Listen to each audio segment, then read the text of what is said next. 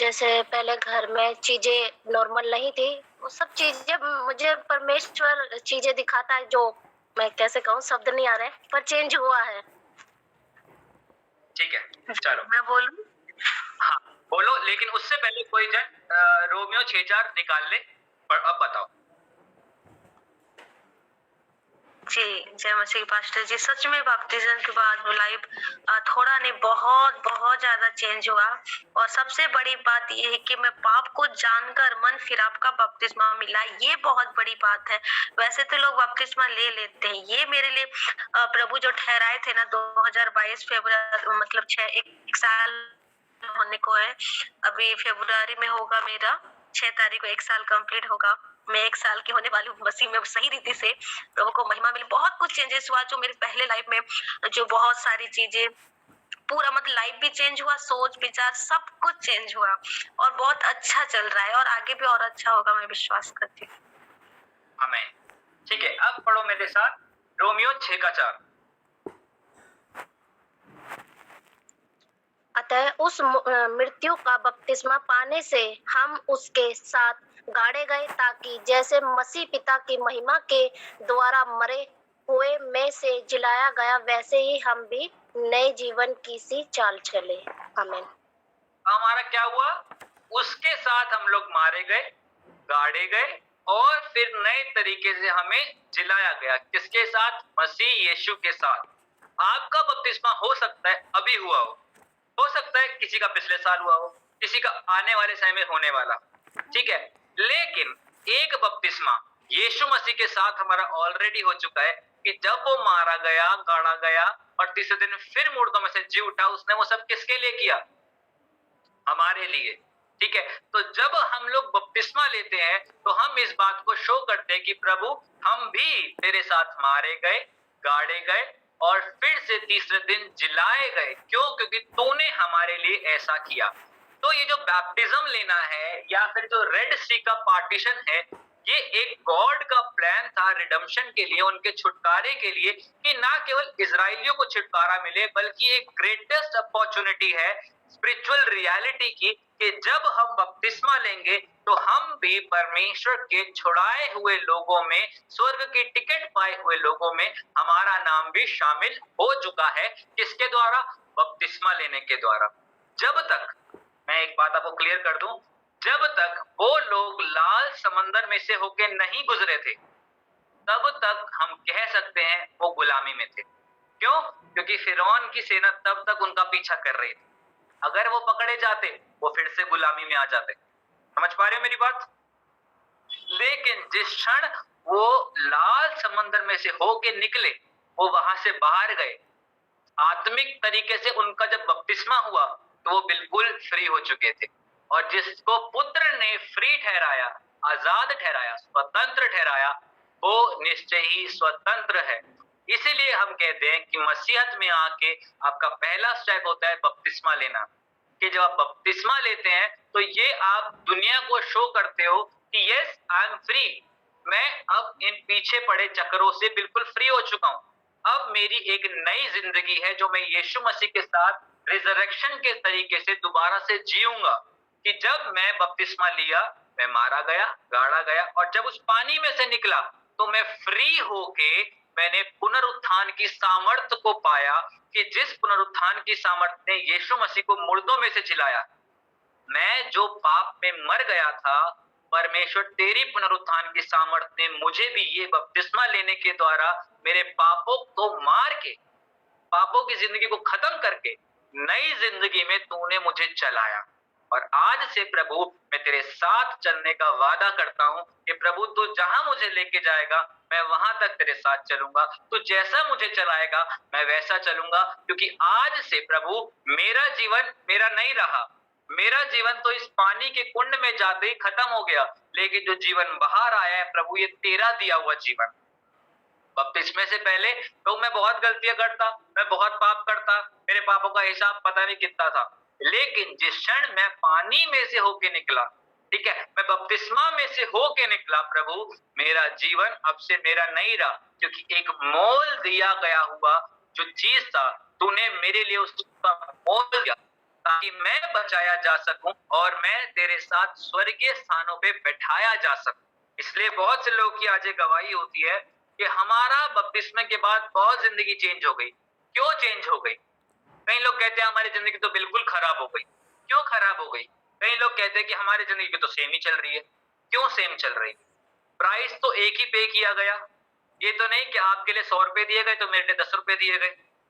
Price अगर 100 रुपए है तो सबके लिए 100 रुपए ही दिए गए थे। लेकिन उस प्राइस को जिसने जितना बहुमूल्य जाना उतना उनकी लाइफ चेंज हुई, और उस प्राइस को जितना निकम्मा जाना उतनी लाइफ कम हो गई। क्यों? क्योंकि प्राइस तो सेम था, लेकिन आज से बपतिस्मा लेने के बाद ये जिंदगी हमारी नहीं रही। अब ये जिंदगी किसी और की अमानत हो चुकी है। हम लोग रात की प्रेयर में इस गाने को गाते हैं ना, ये जिंदगी ये मेरी है तेरी ही अमानत, जब तलक जान है मैं करूं तेरी इबादत। जिंदगी मेरी है दिखने में, लेकिन प्रभु ये तो तेरी अमानत है। अब जितना रिश्ता मैं तेरे साथ मजबूत बनाऊंगा उतना ज्यादा मेरी जिंदगी फूलेगी, फलेगी, प्रॉस्पर होगी, और जितना प्रभु मैं तेरे से दूर होऊंगा उतना ही मैं कम होता जाऊंगा। अब ये जो निर्णय है ये आपका है। आप में से जितनों को बपतिस्मा हो गया है, जितनों ने अपने रिश्ते को परमेश्वर के साथ मजबूत किया है, आप लोग कह सकते हैं कि हमारी जिंदगी तो बहुत बदलाव आई, हमारी जिंदगी तो बहुत अच्छी हो गई, लेकिन आज भी बहुत से ऐसे लोग हैं जो परमेश्वर को जान के बपतिस्मा लेके फिर से पीछे मुड़ गए, और जो मुड़े हैं शैतान उनको लालच में लेके चला गया, बहुत सी लुभावनी चीजें दिखाई, लेकिन उनकी जिंदगियों में आज एक ऐसे कलेश है कि वो चाह कर भी उस कलेश से बाहर नहीं आ पा रहे। वो पैसे का भी नहीं है, वो हेल्थ का भी नहीं है, वो रिश्तों का भी नहीं है, वो एक ऐसा कलेश है, एक ऐसी अशांत जिंदगी वो लोग जी रहे हैं। पैसा होते हुए, हेल्थ होते हुए, रिश्ते सब है उनके पास, लेकिन अंदर शांति नहीं है। क्यों? क्योंकि अंदर जो यीशु मसीह का दिया हुआ जीवन है उन्होंने वो ही खत्म कर लिया। इसलिए आप ऐसा मत बनिए कि जब यीशु मसीह ने आपके लिए बपतिस्मा दिया, ठीक है, यीशु मसीह ने इस प्लान को दिखाया कि तुम मेरे साथ स्वर्गीय स्थानों पे बिठाए जाने के लिए फिर से जिलाए गए हो, तो अब ये तुम्हारी जिम्मेवारी है कि तुम किस तरीके से मेरे साथ चलते हो। अगर तुम मेरे साथ सही चलोगे तो मैं तुम्हें वादा करता हूं कि तुम्हें किसी भी चीज की घटी नहीं आने दूंगा। 40 साल तक लोग परमेश्वर के साथ कुछ चले कुछ नहीं चले, ठीक है जी। उन 6 लाख की भीड़ में से, 6 लाख पुरुषों की भीड़ में से बहुत से लोग ऐसे थे जो परमेश्वर के साथ चले, और बहुत से लोग ऐसे थे जो परमेश्वर के साथ नहीं चले, ठीक है। लेकिन एक भी लोग के साथ परमेश्वर ने घटी नहीं आने दी। एक भी जन ऐसा नहीं था जिसको मन्ना नहीं मिला, एक भी जन ऐसा नहीं था जिसके मोजे भी फटे, एक भी जन ऐसा नहीं था जिसके कपड़े भी खराब हुए। सबके साथ परमेश्वर का सेम ग्रेस काम करता था। लेकिन जितने लोगों का विश्वास परमेश्वर में अटूट था उतने लोग उस प्रॉमिस लैंड को देखने पाए, और जिनका विश्वास कमजोर था, विश्वास नहीं था, वो इस 40 साल की यात्रा में टपक गए। साफ सीधी बात है कि जब तक आप परमेश्वर के साथ राइट अंडरस्टैंडिंग में चलोगे परमेश्वर आपकी लाइफ को बढ़ाएगा। और आपको एक बात पता है कि जो लोग जेन्युइन होते हैं ना, एकदम सच्चे होते हैं, वो लंबा जीते हैं, उनकी आयु लंबी होती है। क्यों? क्योंकि उनको इस बात को पता होता है कि मुझे परमेश्वर के साथ कैसे चलना है। और अगर आपको पता है कि परमेश्वर के साथ कैसे चलना है तो मैं विश्वास करता हूं कि हमारी लाइफ लंबी है, हम लोग लंबा जिएंगे, ठीक है जी। तो यहाँ पे जो इंपॉर्टेंस थी रेड सी को 2 भाग करने की, वो यही थी कि परमेश्वर उनके बीच में होके उनको बैप्टाइज करना चाहता था, उनको इस बात को सिखाना चाहता था, और एक मॉडल क्रिएट करना चाहता था कि आगे जब यीशु मसीह आएगा तो उसको भी बपतिस्मा लेना पड़ेगा।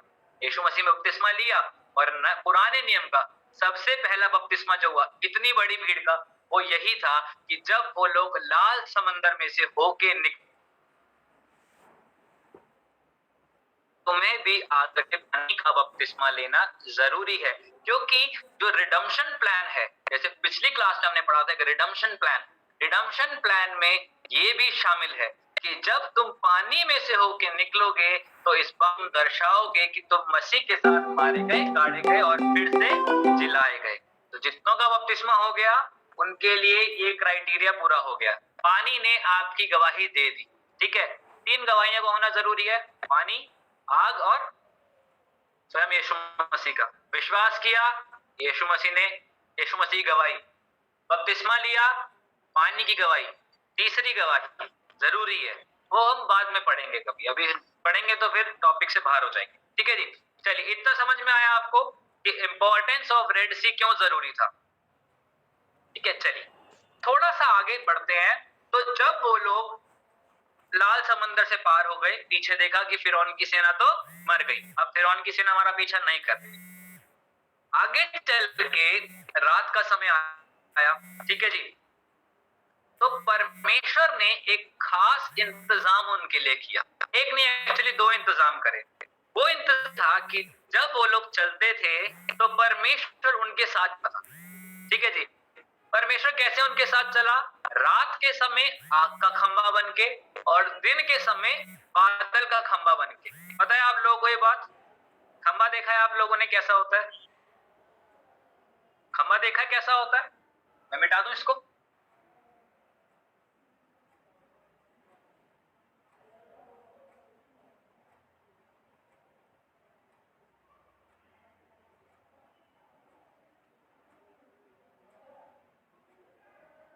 ठीक है जी,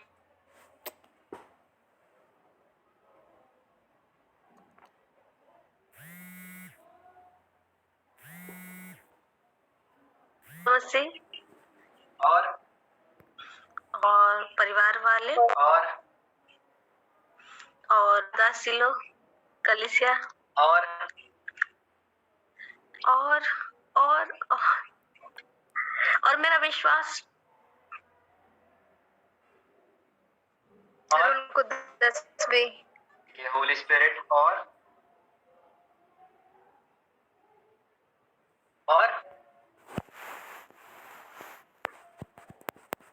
बताओ। और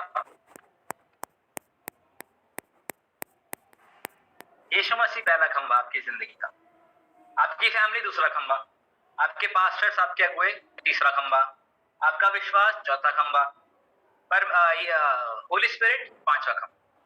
ठीक है, अगर मैं बोलूं कि एक ही खंभा काफी है आपके लिए, फिर यीशु मसीह। चलो दो खंभे काफी हैं, फिर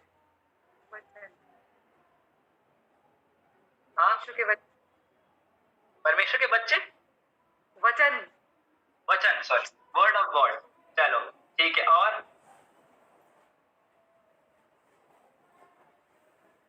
मूसा जब प्रार्थना करता था, ठीक है, वहां पे लिखा है उसके हाथ जब कमजोर हो जाते थे तो उसके आजू बाजू यहोशू और कालेब बैठ जाते थे ताकि उनके हाथों को क्या कर सके? सपोर्ट दे सके, ताकि वो प्रार्थना में उनके हाथ उठे रहे। क्योंकि जब जब मूसा के हाथ उठते थे तब तक वो लोग जीतते थे, और जैसे ही मूसा के हाथ नीचे आते थे वो लोग हारने लग जाते। ठीक है जी, तो मूसा के पास कितने खंबे थे? एक दो खंबे। ठीक है, यहाँ पे मूसा के पास दो खंबे थे। दो खंभों में से कहीं भी जिक्र हुआ इसका? नहीं। कहीं भी जिक्र हुआ वचन का? कहीं भी जिक्र हुआ होली स्पिरिट का? कहीं भी जिक्र हुआ फेथ का? कहीं भी जिक्र हुआ पास्टर का? कहीं भी जिक्र हुआ फैमिली का? तो कैसे आपकी जिंदगी में खंबे हो सकते हैं? एक बात हमेशा याद रखो, यीशु मसीह, word of God, holy spirit, यहोवा परमेश्वर, ये बेस है, ये फाउंडेशन है, ये पिलर नहीं है। ठीक है, पिलर हमेशा फाउंडेशन के ऊपर खड़ी होती है। ठीक है, ये आपकी फाउंडेशन है, ये आपका बेस है। ठीक है, इसके ऊपर आपको सपोर्ट करने के लिए जो चीजें खड़ी होती हैं वो है खंबे। समझ आ रहा है थोड़ा थोड़ा, या ऊपर से जा रहा है? दोबारा बताओ। समझ आ रहा है पास्टर जी। यीशु मसीह, होली स्पिरिट, यहोवा या फिर वचन, ये सब आपका बेस है। ठीक है जी, जैसे एक घर का बेस क्या होता है? उसकी नींव। अगर नींव कमजोर है तो घर गिर जाएगा। ठीक है जी, वैसे ही हमारी जिंदगी का जो बेस है वो ये है, यीशु मसीह हमारी जिंदगी का बेस। और आपकी जिंदगी में आपको यीशु मसीह में बनाए रखने के लिए जो काम आता है वो है आपका सपोर्ट, वो है आपका खंबा। ठीक है, मूसा के पास कितने खंबे थे? 2 खंबे। ठीक है, अब आप बताइए आपकी जिंदगी में कौन है आपका खंबा? प्रेयर। प्रेयर तो आपको करनी है, प्रेयर खंबा नहीं है।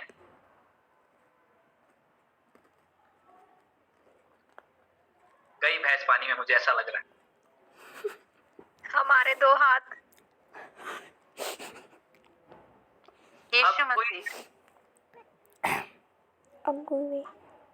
अभी तो बताया, यीशु मसीह तो बेस है। लुटिया डूबती दिख रही है, ऐसे मत कीजिए। एक बार मैं इस चीज को कहीं पढ़ा रहा था, तो बिल्कुल सेम आपके वाले आंसर्स आ रहे थे। किसी ने बोला हमारे 2 घुटने। मैंने बोला वो कैसे? तो कह रहे हम घुटनों के बल बैठ जाते तो हमारा खंबा बन जाते हैं। मैंने बोला धन्य है आप, धन्य हो आपकी माता, धन्य हो आपका। ठीक है, जो 2 सपोर्ट है हमारी जिंदगी के, वो ये हैं जो हमें विश्वास में बढ़ाते हैं, जो हमारे साथ प्रार्थना करते हैं, जो हमारे साथ हमारे विश्वास को गिरने नहीं देते हैं। वो आपके पास्टर भी हो सकते हैं, वो आपकी फैमिली भी हो सकती है, वो आपके दोस्त भी हो सकते हैं, वो आपके कलीग भी हो सकते हैं, वो आपका हस्बैंड भी हो सकता है, आपकी वाइफ भी हो सकती है, आपके बच्चे भी हो सकते हैं, कोई भी हो सकता है वो आपका सपोर्ट। यीशु मसीह तो बेस है। हमें बेस के ऊपर जो हमें बनाए रखे वो होता है सपोर्ट। और आपकी जिंदगी में परमेश्वर ने बहुत सारे सपोर्ट्स को दिया है। ठीक है जी, खंबा क्या काम करता है? सपोर्ट करने का। ठीक है, जब वो लोग निकले वहां से, लाल समंदर को पार किया, आगे चल रहे थे, तो परमेश्वर उनके जिंदगी में क्या बन के रहा? पहला, जो दिन के समय वो क्लाउड, बादल, तो फायर का खंबा। ठीक है जी, इतने सारे लोगों के ऊपर परमेश्वर स्वयं छाया बना के चल रहा है। ठीक है, रात हो रही है तो उनको गर्मी देने के लिए परमेश्वर स्वयं आग का खंबा बन के काम कर रहा है, मतलब उनको सपोर्ट कर रहा है। आप किसी भी सिचुएशन में हो, आपका विश्वास, लेकिन अगर आप परमेश्वर के साथ जुड़े हुए हैं तो परमेश्वर किसी भी रूप में आके आपको सपोर्ट करने के लिए ऑलवेज रेडी रहता है। उस लाख की भीड़ में से बहुत से लोगों का विश्वास कच्चा था, बहुत से लोगों का विश्वास था ही नहीं, बहुत से लोगों का विश्वास बहुत कट्टर था कि परमेश्वर हमें निकाल के लिए हमें आगे चलाएगा। और इसी विश्वास के चलते परमेश्वर उनको सपोर्ट करता था आग के और बादल के खंबे के रूप में। आपकी जिंदगी में भी आज हो सकता है बहुत सारी चीजें खराब चल रही, आपको भी लग रहा हो कि हमारी शादी नहीं हो रही, हमारे फाइनेंस सही नहीं हो रहे, हमारी जिंदगी खराब हो रही है, हम बीमार पड़े हैं, हमारे बच्चे अच्छा पढ़ नहीं रहे, हमारे पति का काम नहीं चल रहा, हमारे घर में कलेश है। कोई बात नहीं, लेकिन अगर आपको विश्वास है कि प्रभु मेरे को सपोर्ट करने के लिए कुछ कर रहा है, तो आप बिल्कुल सही ट्रैक पर हो।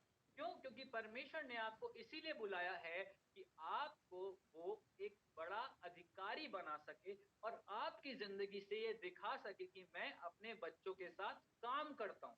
जो ये आग और बादल का खंबा था, ये बहुत बड़ी टेस्टमनी था। ठीक है जी, आपकी जिंदगी में अगर आप सोचो कि आपके ऊपर किसी बड़े अधिकारी का हाथ हो, ठीक है, तो लोग आपसे डर के रहेंगे। ठीक है, अगर मैं बोलूं दिल्ली के सीएम जी का हाथ आपके ऊपर है, ठीक है, या सीएम भी बहुत दूर की बात, एक डीएसपी का हाथ आपके ऊपर है, ठीक है, कि हाँ हम डीएसपी को जानते हैं, उससे हमारी बहुत अच्छी बातचीत है, ठीक है जी, तो अब हमारा हाथ उसके ऊपर है, हम जो चाहे कर सकते, तो आप चौड़ में चलोगे। ठीक है, आप बेखटके चलोगे, आप किससे डरोगे नहीं। ठीक है, क्यों? क्योंकि आपको पता है एक खास व्यक्ति हमारी जिंदगी के ऊपर आशीर्वाद बनाए हुए है, कि उसकी ब्लेसिंग हमारे ऊपर है, इसलिए हम कुछ भी कर सकते हैं बिना कुछ डरे। ठीक है, हम किसी को उल्टा बोल देंगे तो भाई पता है पीछे देखने वाला बैठा है। हम किसी भी लड़ाई झगड़ा अगर हो गया तो हमें पता है हमें तो कुछ नहीं होगा, आ देंगे। तो कुछ भी वॉट एवर, ठीक है, मैं कुछ गलत सलाह नहीं दे रहा आप लोगों को करने के लिए, लेकिन एक छोटी सी बात बता रहा हूँ कि अगर हमें पता है कि एक बड़े अफसर का हाथ हमारी जिंदगी पे है, तो वो दूसरों के लिए गवाही है कि हमें इससे पंगा नहीं लेना। वैसे ही जो ये आग का और बादल का खंभा परमेश्वर के लोगों के साथ चलता था, तो ये गवाही था कि परमेश्वर स्वयं उनके साथ चल रहा है। और जिनके साथ परमेश्वर चलता है वो जंग कदे नहीं हार दे। वैसे ही जब परमेश्वर उनको वहां से लेके गया, तो परमेश्वर उनके साथ साथ चलता रहा। 40 साल तक परमेश्वर ने उनको गाइड किया और वहां उनकी जो नहीं थी, वहां तक जाके उनको लेके गया। और वहां जाके फिर एक मंदिर बनाया गया कि वहां पे परमेश्वर का आत्मा वास कर सके। अभी तक जो मंदिर बना था वो पोर्टेबल था। हम थर्सडे की क्लास में पढ़ा था, एक फ्राइडे क्लास में पढ़ा था, एक मंदिर बनाया गया था जिसको टेबरनेकल ऑफ मोसेस कहते हैं, मिलाप का तंबू कहते हैं। ठीक है जी, उसमें कौन रहता था? उसमें स्वयं यहोवा परमेश्वर रहता था। साल में एक बार महायाजक उसके अंदर जाता था। लेकिन अब परमेश्वर कह रहा है कि मुझे कहीं और नहीं रहना, मुझे बार बार भागा दौड़ी नहीं करनी, मुझे मेरा पर्सनल प्लेस चाहिए। तो जब वो लोग उस जगह पे पहुंचे तो वहां पे परमेश्वर के लिए एक पर्सनल प्लेस बना। ठीक है जी। तो during the time of 40 years, ठीक है, 40 साल के अंतराल में जो कुछ भी उन लोगों ने किया, अच्छा किया, बुरा किया, लड़ाइयाँ करी, शांत रहे, कुछ भी किया, परमेश्वर उनके साथ-साथ चला। क्यों चला? क्योंकि परमेश्वर ने जिसका हाथ एक बार थामा, उसके हाथ को कभी छोड़ा नहीं। ठीक है जी। उन्होंने गलत किया तो